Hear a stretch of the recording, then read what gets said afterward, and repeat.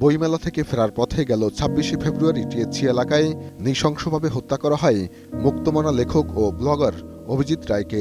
আর গত ১২ই মে সিলেট শহরের সুবিদবাজার এলাকার বাসা থেকে কর্মস্থলে যাওয়ার পথে প্রকাশ্যে কুপিয়ে হত্যা করা হয় ব্লগার অনন্ত বিজয় দাসকে।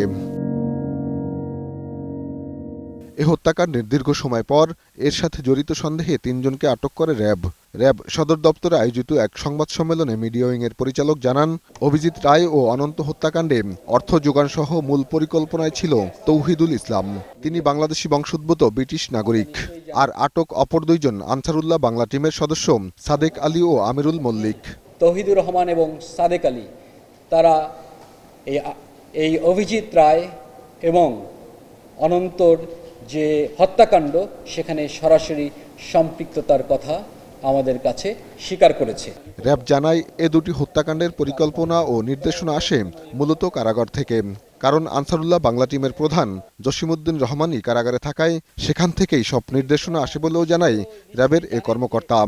তাদের কাছে জিজ্ঞাসাবাদে আমরা যেটুকু জানতে পেরেছি যে এই নির্দেশনা আসলে জেলখানা থেকেই আসতো। এই জসিমউদ্দিন রহমানের সঙ্গে কাশীপুর কারাগারে গমন করেছে এবং এই সকল তথ্য নিয়ে আসার পরে এই তথ্যটা সাধারণত দেয়া হয় তৌহিদুর রহমানকে, যাকে আমরা এখানে আটক করেছি।